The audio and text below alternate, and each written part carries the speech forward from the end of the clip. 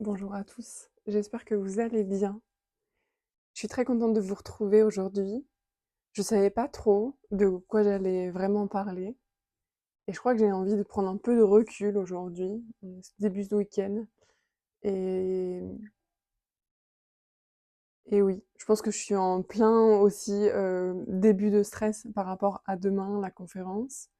Et j'essaye de me remettre au centre de ma vie, de me remettre au centre de qui je suis, de me rapprocher entre guillemets de ce qui est important pour moi, etc.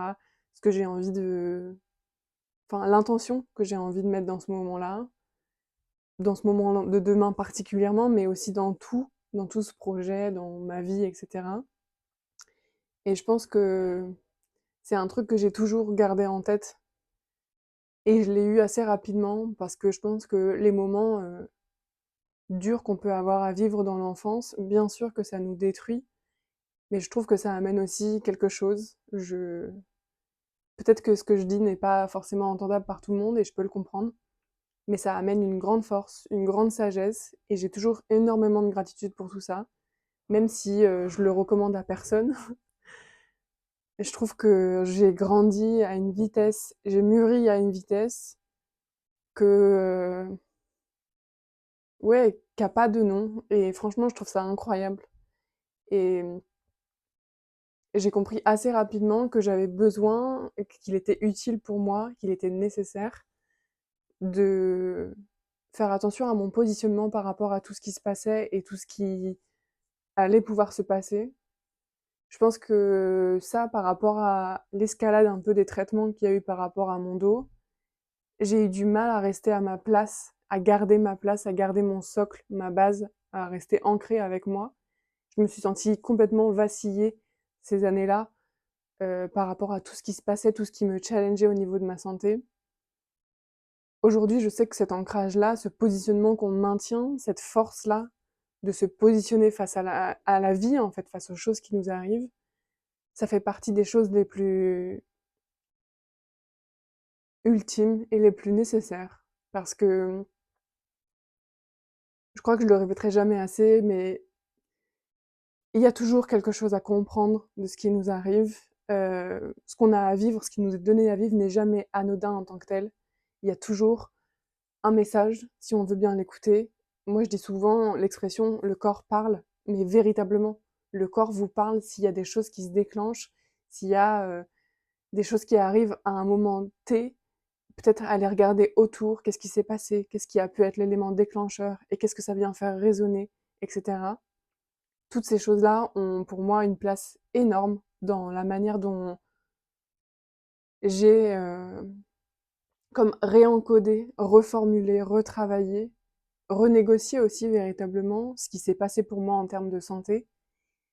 Et c'est ce que je propose dans mon accompagnement, c'est-à-dire que, ben oui, on a cette problématique de santé. Ça, on peut pas l'enlever. Je veux dire, bien sûr qu'il faut aller voir le médecin, bien sûr qu'il y a toutes ces choses à faire, il y a tous ces traitements à mettre en place, tous ces protocoles à avoir. Bien sûr, on n'est pas obligé de ressortir de tout ça avec des traumatismes.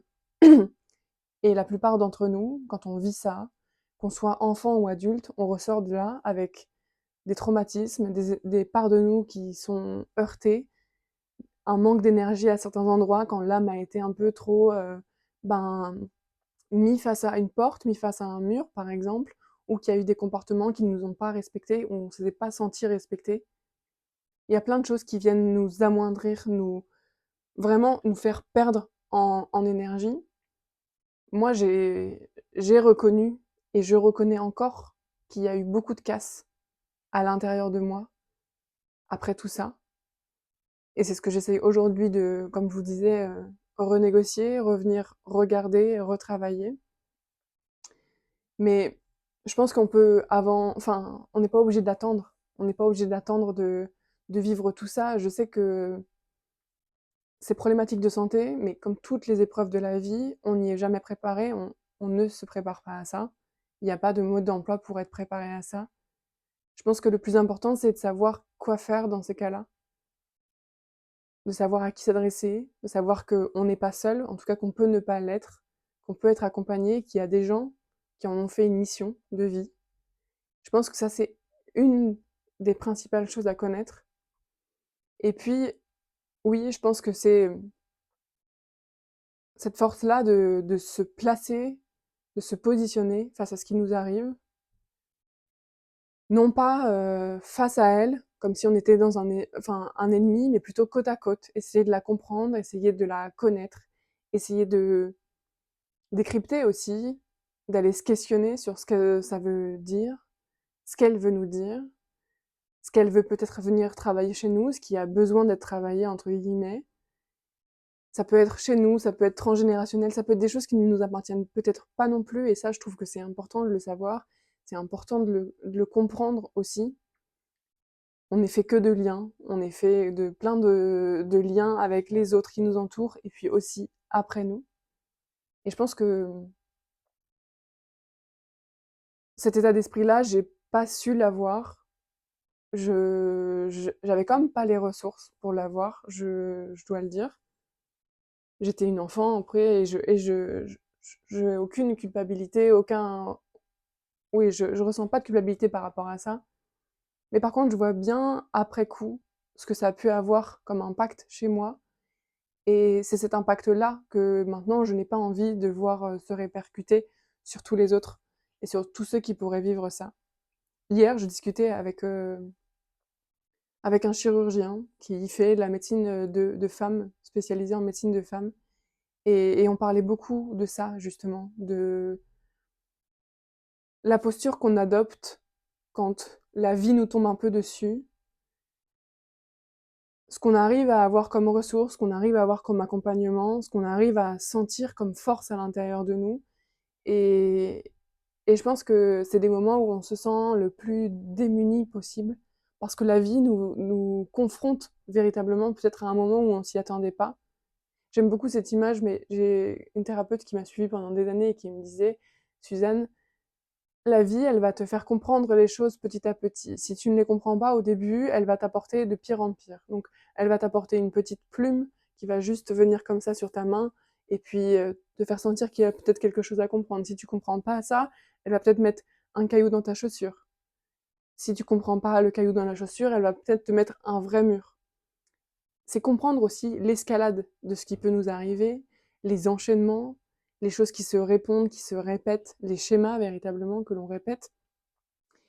Et je pense que, enfin en tout cas, moi c'est comme ça que je visualise les choses et que je les ai conçues. C'est que tout ce que je fais à partir du moment où j'ai compris l'importance de tout ça, c'était pour me redonner à la base déjà, et puis maintenant redonner aux autres leur force, leur pouvoir, leur puissance aussi face à ce qui se passait, leur donner des outils pour comprendre, pour retravailler tout ça, pour renégocier tout ça, parce que il s'agit pas de quelque chose contre nous, il s'agit de quelque chose pour nous, même si c'est très mal emballé, même si ça n'a pas l'air d'être une très bonne nouvelle, je l'entends. C'est quelque chose qui est là pour que l'on comprenne quelque chose, pour qu'on puisse peut-être s'élever à des endroits où on se rabaissait, pour qu'on puisse exister enfin, se permettre peut-être d'exister enfin à des endroits où on s'enlevait totalement du jeu, pour qu'on puisse peut-être prendre soin de soi là où on n'arrivait pas à prendre soin de soi. La signification derrière tout ça, elle est subjective. Je sais qu'il y a plein d'études sur quelle signification on peut mettre derrière telle pathologie, etc. Je pense que ce sont des choses qui peuvent nous guider totalement. Mais ça, je pense que c'est un travail qui est fait de soi à soi aussi, qui peut être fait avec quelqu'un qui nous accompagne si on n'arrive peut-être pas à rentrer dans ces questionnements-là, à rentrer dans cette introspection. Il y a aussi, bien sûr, des choses qui peuvent nous permettre de faciliter, de fluidifier ces choses-là. Mais c'est un travail de soi à soi. La signification de tout ça, ce qu'on en fera, ce qu'on choisira d'en faire, ça, ça nous appartient, ça appartient à chacun. Moi, je l'ai fait pour me reconstruire littéralement. Et je le fais encore, toutes les choses que je fais, c'est dans ce sens-là aussi. Et aussi pour pouvoir un jour peut-être continuer ma lignée, entre guillemets, mais qu'il n'y ait pas ce genre de répétitions qui ont été plus que traumatisantes pour moi. À cet endroit-là, moi je retrouve une force et une puissance qui est inégalable et je pense que J'aurais jamais pu faire ce projet-là si j'avais pas senti un truc aussi fort à l'intérieur de moi. Ce projet, je l'arrêterai jamais. Je le maintiendrai toute ma vie. Je le sais aujourd'hui. Ça a un sens, mais immense pour moi. Et, et j'espère que en quelques mois d'accompagnement, c'est quelque chose que je peux transmettre aux autres. Cette sensation-là d'une vie qui vaut la peine d'être comprise, tous les aspects que peut-être qu'on comprend pas et qu'on trouve comme étant des choses plutôt négatives et qu'en fait on peut retravailler sa posture, retravailler sa perspective de tout ça, retravailler son positionnement face à la vie, face à soi-même, face aux autres.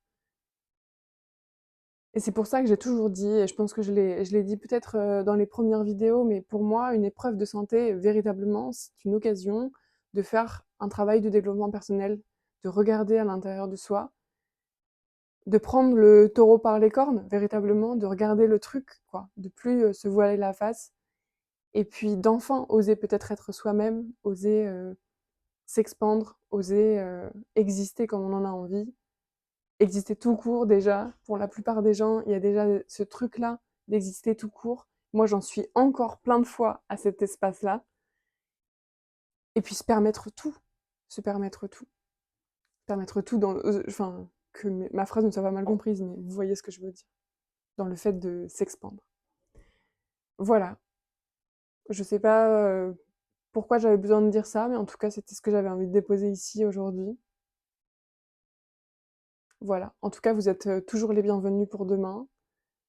Mon discours ne changera pas, il ne sera pas radicalement différent de celui-ci. Voilà, je vous espère encore plus nombreux que vous l'êtes inscrits déjà. Ça me fait chaud au cœur vraiment de voir tous les inscrits. J'ai hâte de cette conférence. Il y en aura d'autres, il y aura plein d'autres choses. Ça m'a donné envie de faire plein d'autres choses. Et même ces vidéos, ça est venu débloquer aussi pas mal de choses chez moi. Donc, beaucoup de gratitude et de fierté aussi pour moi d'avoir fait ça. Donc, d'avoir tenu, parce que c'était pas si simple que ça. Je pense qu'on peut se l'imaginer, 30 jours comme ça à tenir. Donc voilà. Si vous êtes encore ici pour me regarder, merci beaucoup. Ça me fait très plaisir de vous avoir comme petit visiteur comme ça sur cette chaîne. Et voilà. Très bonne journée, bye.